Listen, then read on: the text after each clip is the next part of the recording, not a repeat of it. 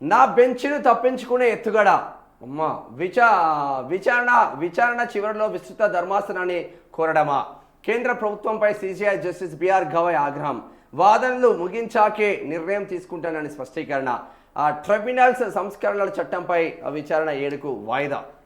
కేంద్ర ప్రభుత్వం తన ధర్మాసనం నుంచి తప్పించుకోవాలని చూస్తున్నదని సుప్రీంకోర్టు ప్రధాన న్యాయమూర్తి జస్టిస్ బిఆర్ గవాయ్ వ్యాఖ్యానించారు.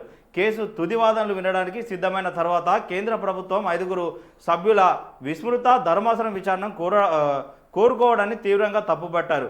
ట్రైబ్యునల్ సంస్కరణల చట్టం 2021 రాజ్యాంగబద్ధాన్ని సవాలు చేస్తూ దాఖలైన పిటిషన్లో పిటిషనర్ వాదనలు విన్న తర్వాత విస్తృత ధర్మాసనాన్ని కోరడం అంటే ప్రధాన న్యాయమూర్తి ధర్మాసనాన్ని తప్పించుకునే ఎత్తుగడనేనని అభిప్రాయపడ్డారు జస్టిస్ గవాయ్. ఇక జస్టిస్ కె వినోద్ చంద్రయానులతో కూడిన ధర్మాసనం సోమవారం మద్రాసు బార్ అసోసియేషన్ దాఖలు చేసిన కేసులో వాదనలు వింది. ఈ సందర్భంగా అటార్నీ జనరల్ ఆర్ వెంకట్రామని విస్తృత ధర్మాసనాన్ని కోరుతూ దరఖాస్తు చేశామని చెప్పారు. కేంద్ర ప్రభుత్వం ఇలాంటి ఎత్తుగడకు పాల్పడుతుందని మేము ఊహించలేదని మరో 20 రోజుల్లో పదవి విరమణ చేస్తున్న సిజేఐ అన్నారు. ఈ కేసులో కేంద్ర ప్రభుత్వం మరి పెద్ద ఎత్తున ఇది మనం రోజు మాట్లాడుతూ ఉన్నాం కదా, మరి ఏమైతుంది? నా బెంచ్ను తప్పించుకునే ఎత్తుగడ ఎందుకు బిఆర్ గవాయ్ పైన ఫోకస్ పెట్టిండ్లు? బిఆర్ గవాయ్ చేసిన ఆ తప్పేంటి?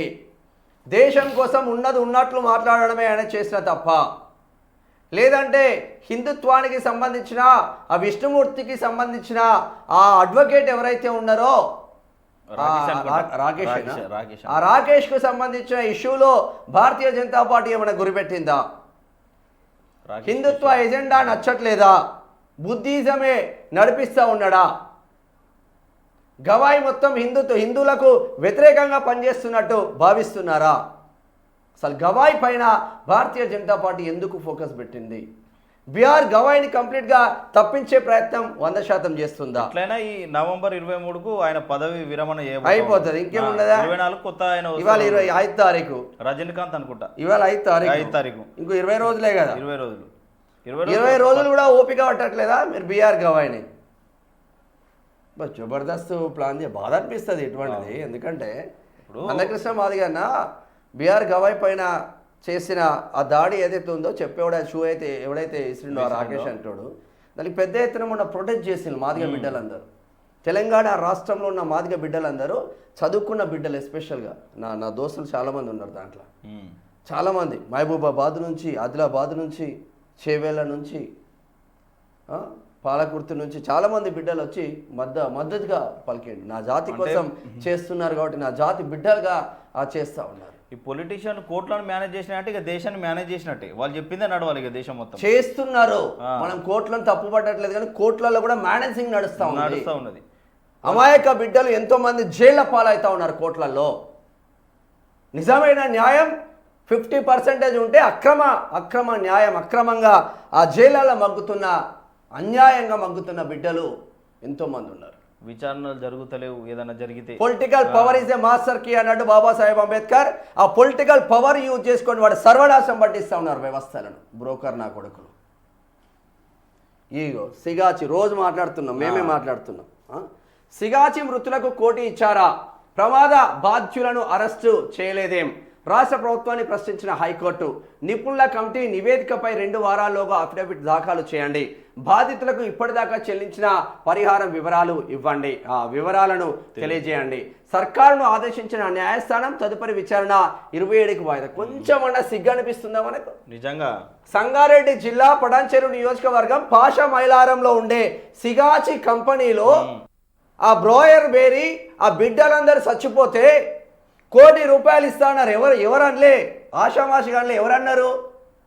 రాష్ట్ర ముఖ్యమంత్రి వచ్చిండు, కాంగ్రెస్ పార్టీ అధ్యక్షుడు మహేష్ కుమార్ గౌడ్ వచ్చిండు, రాష్ట్ర ముఖ్యమంత్రి రేవంత్ రెడ్డి వచ్చిండు, కాంగ్రెస్ ఇన్ఛార్జ్ మీనాక్షి నటరాజన్ వచ్చిపోయింది.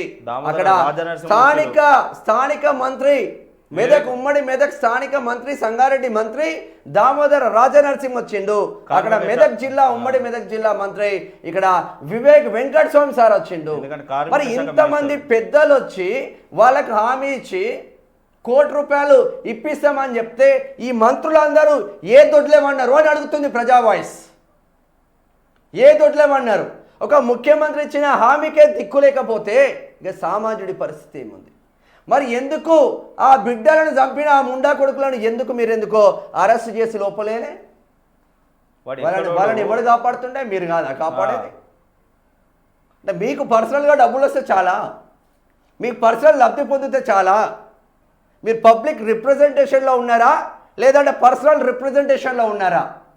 ఎవరి కోసం పనిచేస్తున్నారు మీరు? ఎవరికి చెప్పుకోవాలి? కుటుంబాలకు కుటుంబ దిక్కు పెద్ద దిక్కు పోయి చచ్చిపోతే లవ్ మ్యారేజ్ చేసుకున్న రోజు అంటే చచ్చిపోయింది, వాళ్ళ కుటుంబానికి ఆదరణ ఇవ్వడే? ఎంతోమంది బిడ్డలు కనీసం శవాలను తీసుకుపోలేని పరిస్థితి. కనీసం సోయి ఉండాలి కదా మనకు. చాలా కంపెనీల సేఫ్టీ లేవు.